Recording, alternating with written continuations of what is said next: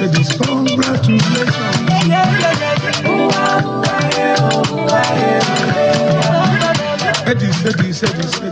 the concerns are kind of coming back, and people are asking questions as to whether or not this is all real or all political or some agenda being played out.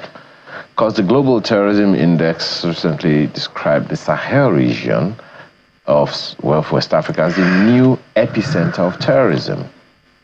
This region now accounts for almost half of all deaths from terrorism globally. That's very, very troubling. We have a score of 7,575, and you are ranked 8th on the Global Terrorism Index released last year. And it's number 9 out of 20 most fatal terrorist attacks in 2023. Of course, the Defense Headquarters said the recent spike in terrorist activities across northeast and northwest regions of the country is due to an influx of foreign fighters serving as reinforcements for terrorists. They also attributed the resurgence of fighters from the Sahelian region working in collaboration with local accomplices. That in itself is very disturbing.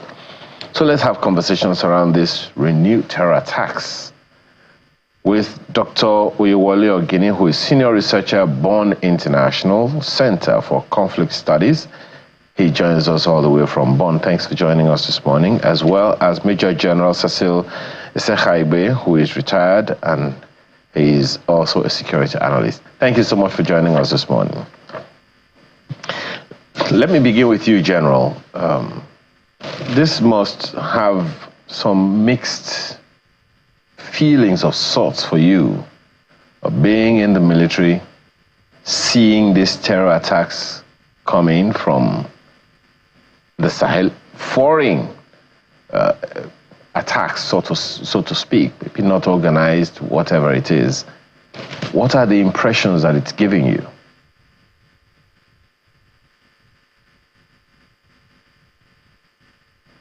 General, can you hear me?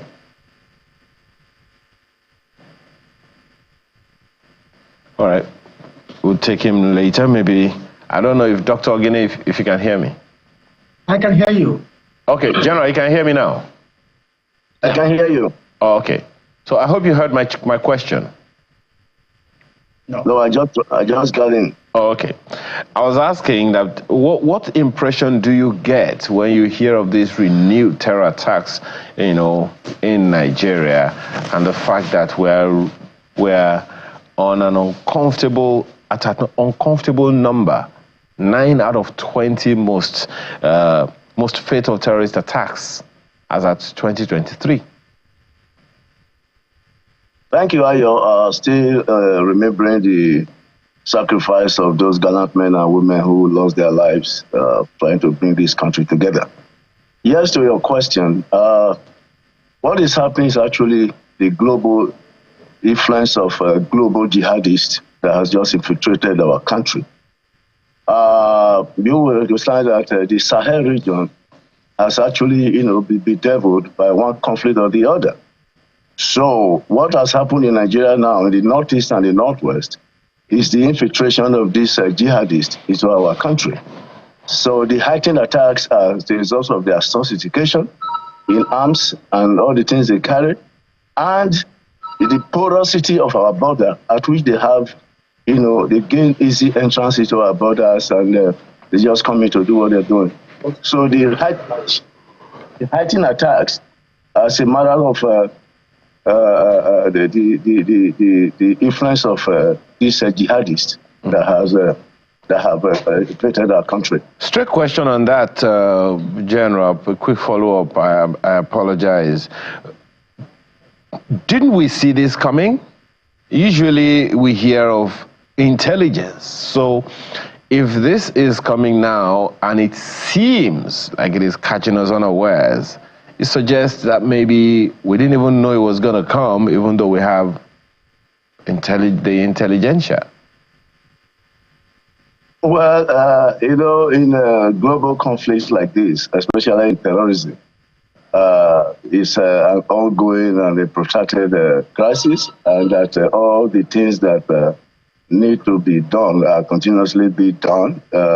What we have to do is, to up our stake in intelligence gathering and sharing. Not that we don't anticipate some of these things, but there are things that make them very easy, to continue to flow in. Like I just said, border management and the need to re-examine our relationship with our neighbors.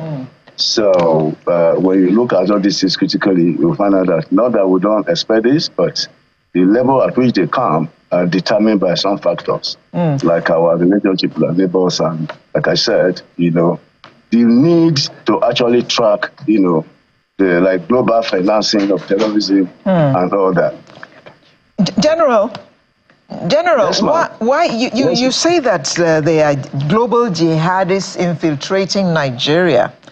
Why are they coming into our country? Is it because our borders are so porous and it's easy to enter? What is the agenda for coming into Nigeria? Now, like I said, the borders are very porous. And number two, the kind of crisis that has bedeviled our neighboring states, like Mali, Chad, and Niger. Their disconnection with their colonial masters, and even the ECOWAS factor, during their, military incursions. So that is why we need to properly manage our relationship with our neighbors and now redefine what they call national interest. The big brother syndrome should be checked. And I think the time for, this big brother thing and, carrying other people's matters on our head, neglecting our own national security, need to be re-examined. So they come in easily because of primordial sentiments of affiliations and the porous borders. Let me come to you. Again, I'll stay on the issue of whether or not we have, on the issue of the porosity. But let me ask you that question differently. I was discussing before the program this morning with my colleague here, Lera, saying, why do we have such level of terror attacks in areas that have the highest rates of poverty in the country? What's the intention? If it was economic, one would have expected that you go to areas where people can actually, get money for whatever. What do you think is responsible for that? What's the agenda, as Alero asked? Yeah, the question is when people are hungry, there is no employment, poor governance, and the lack of government spaces all over the place. It becomes fertile for recruitment of these elements into the... No, the question is for Dr. Ogini. I apologize, sir. The question is for Dr. Ogini. Yeah, thank you very much. I hope you could hear me very well. Good morning. We can hear you. Go ahead. Yeah, and it's nice to speak again on the issue that has been held for a long time. Yeah, I think I will just give you a very clear example. I was in the at least 7 or 8 border zone of Nigeria late last month, especially in the northwest Nigeria. So, but I will speak to the Lake Chad Basin, for example, what happened between our neighbors, which is Chad, Niger, and Cameroon, and what is evolving. If you look at it in the last 18 months, there have been changes in the armed group dynamics in this area. ISWAP at some time has actually been renowned as being powerful, taking control of the lake area, while JAS, which is formerly led by the Shekau group, taking care of the Mandara Mountain, which is the border between the Nigeria and Cameroon. That stretch is a very long border, and you can even see intersection around that Fokoto region, and then when you go to places like Kuseri, which connects Nigeria, Chad together. So these armed groups are known, their leaders are known. But what is happening in the dynamics is when Boko Haram seems to be defeated, They also actually lower their risk profile. They operate just like a normal bandit, don't release this message, and this gives an impression that they are all gone and everything is fine.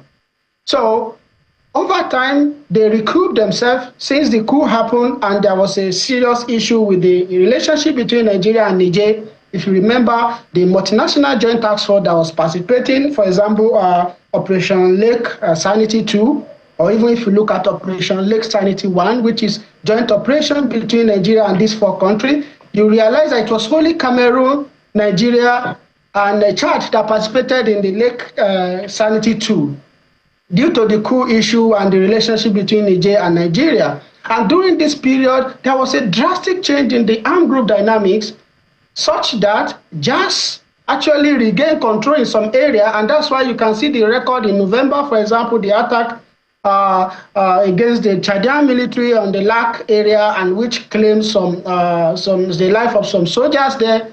And then the president had to say, you know, the state are negligence, the cooperative state are negligence, we are considering withdrawing. This is just one part of the problem. So the other dimension which we generally mentioned on the porosity, maybe I slightly disagree that it's just actually porosity. The porosity is not necessarily the problem, because there is no border area does not have local government. There is no border area that does not have traditional ruler. Most of these traditional rulers are connected to the local government. They are connected somehow to the politician. What is happening there is the presence of state services, not the presence, not the porosity per se. So if you go to places like Ilela, in the other side, in the northwest, you can see the border zone. If you move down to Gudu area in Sokoto, or you move to Katsina on the other side, you will see that all these areas are very green area where bandits are operating. Green area which can be made for grazing route. Well, if you want to say the presence of military or security, that's another discussion, but the presence of safe services, social services, that is one part. The second part, when we talk about poverty as a reason why many people are getting into that, yes, of course, poverty is a factor, but the grievances against the state from the local level actually is exploited more to actually gain traction. But what we need to pay attention to in this dimension, especially the relationship, I know we go deeper to that and speak to that, is that the local community don't see the state existing because of the social services, not because of the military presence, not the presence because of the absence of state police, no. The second point on the intelligence gathering, the local community have information and they share this information. But are they protected? This is the question, and we'll discuss further on this. Well, Dr. Ogini, you've left us with more puzzles than answers. Anyway, Mr. Onyekachi Adekoya has also since joined us for this conversation. He is a security consultant. Thank you for joining us this morning. Thank you for having me. Just take to him something that Dr. Ogini raised. He's talking about, before he came on, Prof had spoken about, General had spoken about porosity of the border. We've had this problem of terrorists for more than 10 years. Yeah. Shouldn't we have wisened up by now and done something about our borders? Or are we doing anything about it that we just don't hear about because we're not in your space? In your space, yes. Okay. So good morning to the viewers, and also my salutations will go to the members of the armed forces who we did do their remembrance for all the sacrifices that they make. Your question is very important as to whether we should not have wisened up. The problem is a hydra-headed problem. So, yes, General has spoken from a perspective. Indeed, the borders are porous, but we are in West Africa. You have 15 countries in West Africa. About 8 of them are Francophone countries, and you have the instability in the Sahel. You have the New Alliance. The General did talk about the Big Brother syndrome in Nigeria, and he's coming from an operational perspective, because when it comes to funding military operations, Nigeria, as it were, had been the one even till tomorrow, still, carrying the major burden. Case in point. Yeah, case in point, ECOMOG, we did do ECOMOG to project national power and our own national interests, which some argue also brought us in conflict with some international interests also within Africa. So when you hear the claim of France, the US, and the bases and all that, so there's a problem in the Sahel that stretches, point to point in Africa, across that belt, even to the Central African Republic. That problem is there, and that speaks to the issue with the border. So you can, case in point, Libya, instability in Libya coming down this way. So the border is a factor, but on a scale of 1 to 10, it's probably a 4. If you have proper regional cooperation, the word proper, the Lake Chad Basin governors are going to be meeting in Maiduguri shortly to also look at the issue of integration. So that is there. To the question as to whether we've not learned enough, I do think also that correctly, we're a bit naive in terms of security in Nigeria. You look at Israel and the war against Hamas, despite the fact that Israel is a great power. It's prosecuted this war, not been able to release all the hostages. It's been taking incursions and attacks from Yemen, from Hezbollah. America has also had its own fair share of attacks. So that Nigeria is suffering from one form of attack or the other doesn't mean that our systems are failing. It just means that is the world we live in today. So to your point, have we learned enough? In terms of our understanding of context, we are not learning enough. And I think that sometimes in the media, there is a bit of a hysteria over these issues. I mean, it's like the medical space. When you take a patient and the next thing they say the patient has packed. And the nurses and the doctors say it casually because that is their operating environment. So we may sound a bit casual with it, but we need to mature. To your point, have we learned enough? Mature up to understand that it is not every 1 or 2 incidents that means that the system has failed. We are prosecuting a war against an insurgency. I've been looking at the data, and something surprising happened last year, 2024. For the first time, around May, the data would suggest that armed violence in the Northwest spiked above armed violence in the Northeast. While violence is trending downwards in the Northeast, it's picking up in the Northwest, which is not news to any one of us. But we had a super calm strategy. We had a forward operating base strategy. Nigeria doesn't have all the resources. It really needs to prosecute the war. So we're having to shift and change and tilt towards the Northwest, now creating some opportunities in the Northeast. So we are learning, but we are shooting at a moving target. Now we'll keep shooting. Mr. Adekoya, yeah. We're talking about human lives, the lives of Nigerians. Correct. People whose livelihoods, whose lives generally shift every time some of these issues arise. Now, the job of government, federal, state, or local, is to protect lives and property. So when these things happen, it is natural for any analyst to say government is failing in its responsibility. Correct. Isn't it? Yeah. Now, that said, we have governors in every state in the north of Nigeria, northwest or northeast. And unfortunately, these things are happening. In the previous government, they would go to the president and say, we're having problems. And the president will always drive them back home. What is it that the governors could be missing, whether as individual governors or as geopolitical blocks, to deal with these issues? You want to put me on the spot, and the problem... You're already on the spot. Yeah, so the problem is, we operate a bit of a kakistocracy in Nigeria, meaning that we're not led by the best of us. A shining light is in Borno, the professor, Babagana Zulum. Because where there's a political will, you will see the effort. So some of this optic you see in the Lake Chad Basin is because the governor has said you can't keep staying in the camps, IDP camps, wherever. So move the people and resettle back them in their communities, because if you leave ungoverned spaces, you know, these people have free reign. Now they are beginning to move back these people into their community as livelihood activities are picking up in those places. You talked about poverty or something. These people collect tax. So the more people coming back into the community, the more money they will make. So that will lead to an uptick. In the Northeast is a bit fair because there's some structure. You have the Buduma faction, you have the Abakura faction, Jazz, ISWAP. You know the factions you are dealing with. In the Northwest, just about any group takes up arms, and it's a ragtag crazy fest in the Northwest. The Northeast still has some similitude of shape and form to it. Some of the optics you see in this report is not from GSF operation.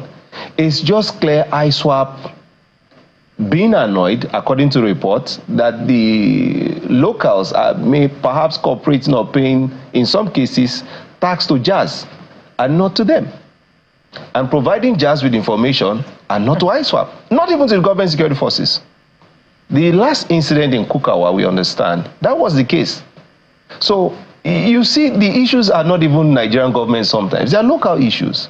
They are, you know, this Bakura, Buduma, those are like small clans. And they are things that maybe state governments could have now, to the point intervened. On state governments, that's why I said I mean, I don't want to be on the floor of National Assembly tomorrow and having to say, oh, you said this one time.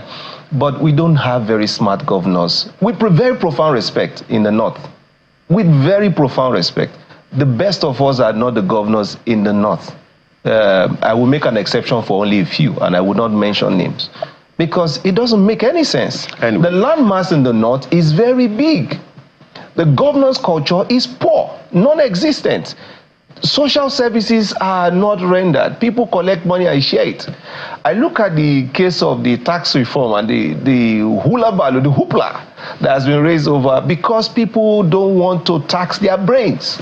So if they cannot tax their brains in the area of IGR and developing their local economy, you expect them to have the presence of mind, that's what I'll call it, okay, to deal with their domain. All right. General, do you agree with him? Yes, to some extent. If you look at the governing pattern in some of those states, and incidentally, in Northwest, for instance, the 5 of them are one of the 10 poorest states in the country. It's nothing but weak, exclusionary, and exploitative governance that you see. And what are the effects of this? Hunger, unemployment. And at the end of the day, you have a vulnerable group of people who are, you know, readily recruited into this insurgency saga. So leadership recruitment, yeah, and there should be some factors to consider when you are recruiting these people. As a matter of fact, like he said, I have been in Borno State for some security, several jobs, and I know the effort that Professor has put into, addressing what we call the non-kinetic aspect of operations. And it's a question of battle of heart and mind. If you address this properly, you'll find out that some of these things become easy to tackle. There is just a clear evidence of poor governance, and that it leads to so many of governance spaces, that are very, very, readily available for the insurgents. So I agree with him to a very large extent. And apart from also the poor governance side, is also, some other factors like, the climate change, for instance, and the fragility nexus. You find out the desertification of the Sahara, that leads to the Sahara region and all that have precipitated. My apologies for butting in. At the end of the day, anyone listening or watching right now would say, hey, so maybe I should put it differently. Are you saying that this has nothing to do with the military? Is there nothing the military can do about it? Because as we said in our tag on this discussion, we're saying it's renewed terror attacks. And it's putting Nigeria in very bad light. So is it a job for the military, or the military is just a last resort? What do you think the governors or the governments of the various states and local areas have said if these issues, these so-called terror attacks, are more local than they look? the military, as a matter of fact, has discharged their responsibility perfectly well to some extent, because in the operational level, they've done very well. Especially recently, their approach to insurgency, has been profound. For example, selecting, the headship of these armed groups, and they have yielded a lot of results.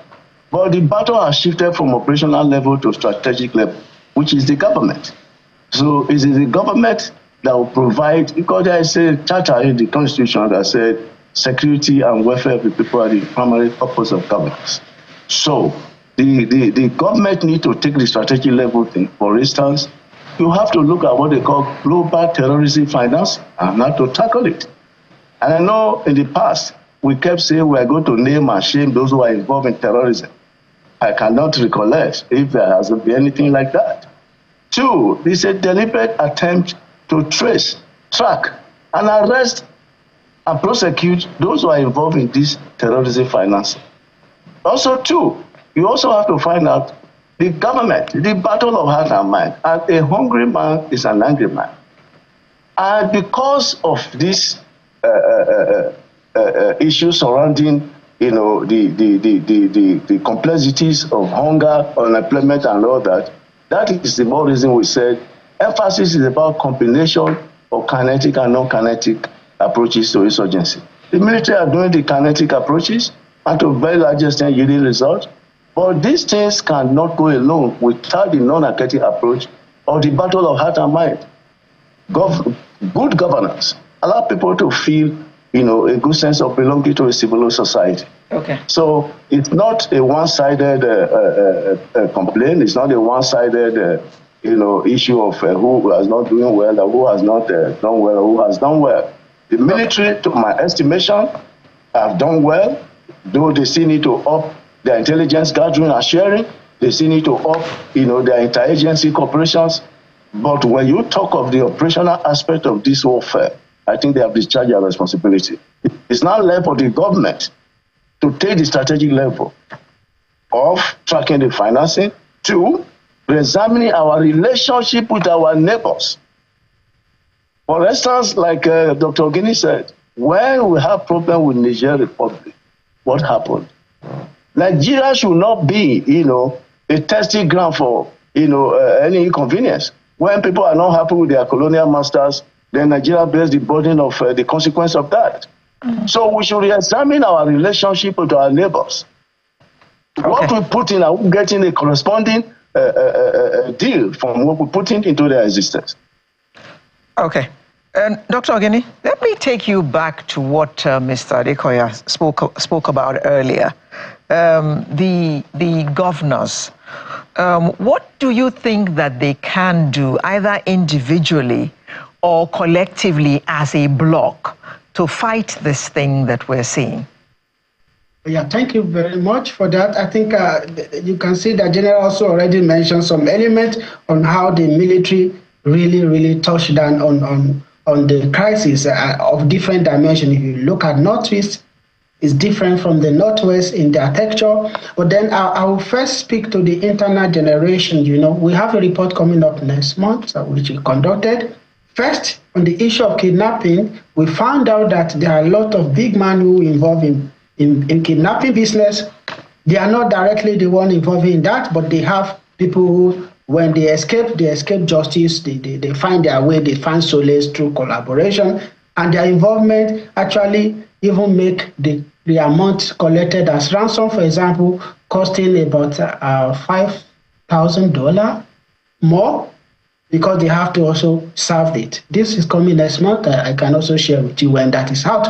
What is more important I want to state here is when you look at Northwest, for example, look at Ilela, the Ilela zone in Sokoto, and then go to KB, so places called Dolekena, which is the border between Nigeria and Niger Republic. When you go to Dolekena, you will see for yourself the activities going on there. When you cross the ship, I crossed it last month anyway, went to the other side, you will see economic activities going on there. And Dolekena do not experience any insurgency attack. But when you move to the other side, Ilela, you will see it dry.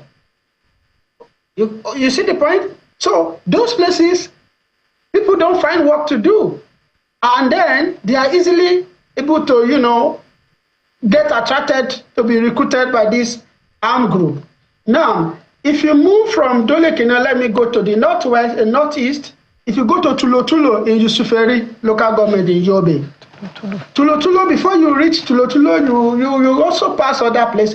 But before you pass that other place, they are more prone to security challenge than Tulo, which is far close to the border of Niger.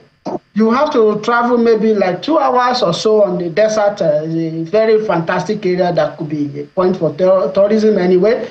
But what is interesting is when you go to that community, I asked the community leader, how do you manage it that none of your youth join the armed group, but your neighbors, they actually experience this? He said, you know what? We tell them to get work doing. I have to restock the river with fish. People were able to fish. Some of them, of course, they work in the mining industry in Libya. That's another discussion. But what I want to say is they have something to do. And that's really helped. So there are a lot of fadamas that have been created. Some are no longer working in the north. Some could be exploited. And the idea that this area, poverty area, is actually not true. Because if you look at northwest, go to places like Gida and another area in the local government in Sokoto, each of those communities, each household produced 1,000 bags of onion before they experienced the banditry. And you know what? How much a onion costs now, a bag? Over 200,000. But today, they could not produce 100 bags of onion. So this is one point. And if you move eastward from Tangaza area, you will see that there are households who specialize in farming, very rich. They are being targeted for kidnapping. So those who could not farm 1,000 anymore, what does that really mean? There will be changes in the wealth distribution, and that's also caused a lot of problems. So there are basic things that we could do. There are existing, for example, if you move towards this direction of Sokoto, you are going to Tangaza area, you will see local indigenous way of storage. They are all there. Just a little thing is to improve it and say, look, we can help you to store your product so that you can have this all over. So there are little things we could do first to stabilize the local economy. So the idea that those areas are poor area, I really, really disagree. They are not really poor. What happened is, if you go to the cattle, you know how much a cow actually costs now. And you know how much we have there. So the idea that that border area is a problem is what I'm thinking that we need to change. It's actually not a problem. Rather, it's an opportunity for us to really exploit. Government will benefit, the local people will benefit. Go to Mubi. I have been to Mubi, I stayed there for some period of time.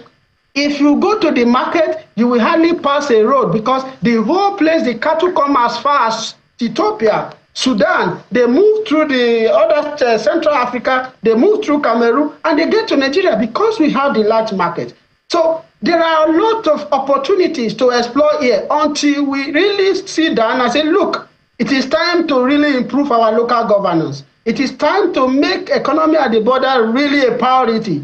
This is one aspect that the general is talking about. The non-kinetic is not just only engaging the military, is to provide alternative livelihood. Now, on the issue of making people to return to their community, spreading the camp, there are also risks there.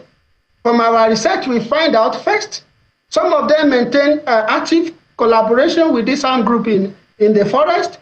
Some of them, they return, they come back. It's a fact. Some of them are willing to join even the group in the northeast because some of them are just staying there. They don't have anything to do, even though they surrender. So there are a lot of risks involving in that, including weapon circulation and others. So these are things that also still need to be discussed. Okay. As you know, it's far cheaper to get weapon, AK-47, across those borders than to get it in the hinterland. And the dynamics there is those guys who actually carry the AK-47, AK-49 to operate as a bandit.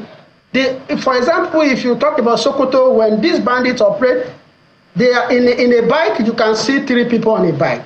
and each of them will carry 3 different weapons. So that is 9 weapons. And 200 bytes will operate for an operation. So guess how they get it? Those who operate there, they are just between 14 to 30, very young people.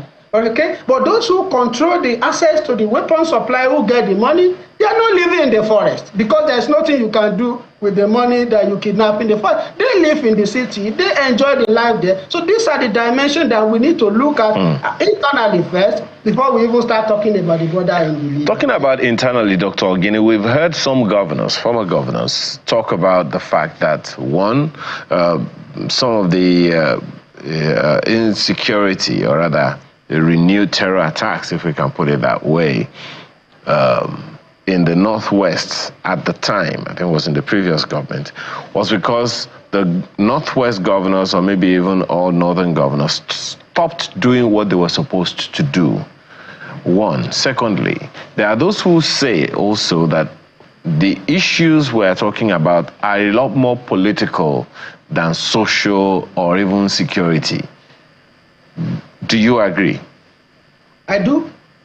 Because if you talk about Tuju Bello has uncle, he has relationship with others, they know him, just one of the group there, they negotiate with him at some point and others don't negotiate. So this is the question of the political party there. And also the another dimension to this, for example, is the dimension of how security network is established to counter banditry in those areas.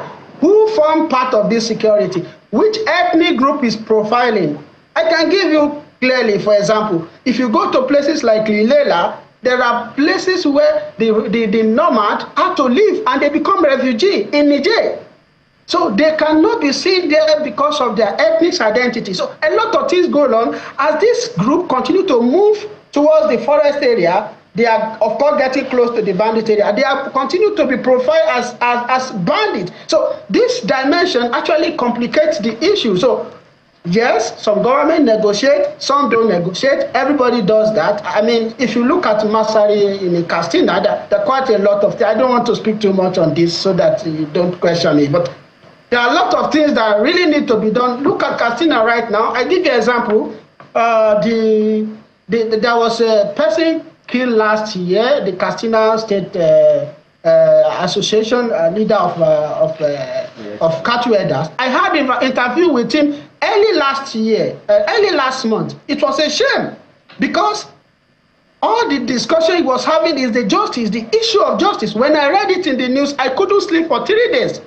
So this is the dimension of how the security situation has been. So it's a real challenge that has to do whether there's a politics involved. What matters is, are the life of the people protected? Are people safe? This is the question. It comes back to the local issues that you mentioned, Mr. Adekoya. These issues are local. And it would seem like it's becoming a norm. And it is disturbing. Yes, we hear people also say that even in the US, they have internal security issues. But I'm not talking about the US. Oh, Mexico, they're having their problems. I'm not talking about Mexico. I'm talking about Nigeria. And the lives of the people which hasn't been made better over the years simply because. So where do we go from here? Okay, good question. Just to also say that and reassure Nigerians that this problem can be fixed. Climate change can be an opportunity also. Again, I have to talk about other countries. The pure desert region, Israel, Saudi, Dubai, leadership, the amplitude of mind to think. Desert region, you can't farm in it. There's cloud seeding.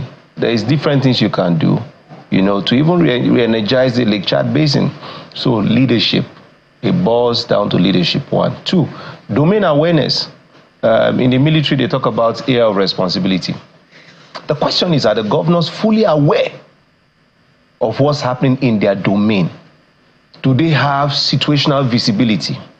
What we find is that politicians make promises to do this or do that, not being fully aware of the problems before they get into the office.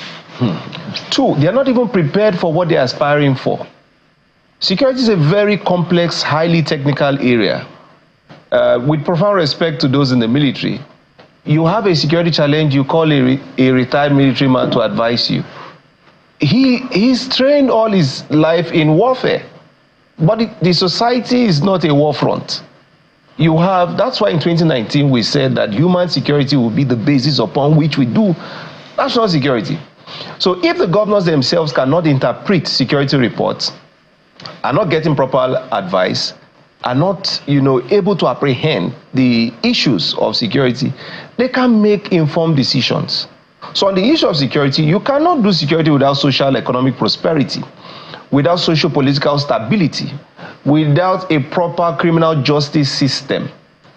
Dr. Guinea was talking about big people profiteering from the kidnapping. The MBS did report, that within 2023-2024, about 2.2 trillion naira. What are you talking about global financing? Forget about global financing. 2.2 trillion in Nigeria was paid as ransom. And we're talking about the tax bill. There's money. So, for me, really, again, I come back to this issue of the political class. Maybe sometimes we think that they don't want to, but the bigger problem is that maybe they don't know how to. We think it's a problem of will. Perhaps it's a problem of ignorance and being naive. So, maybe we have to begin to have a school for the political class and governors on certain issues. And it's not a joking matter. The president is the leader of the country. It can't be all politics. Some education is needed. Absolutely. Have a strategy session with these governors, show them the potentials, do those brainstorming sessions, show them, educate them. We don't have the best minds being governors. Okay. General, your last comment.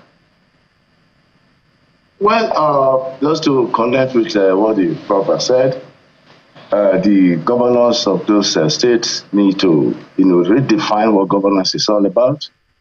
And looking at even the arrogance of their controversial peace agreement with criminals. How do you negotiate with criminals when you don't have the principles? The optics, they don't favor you.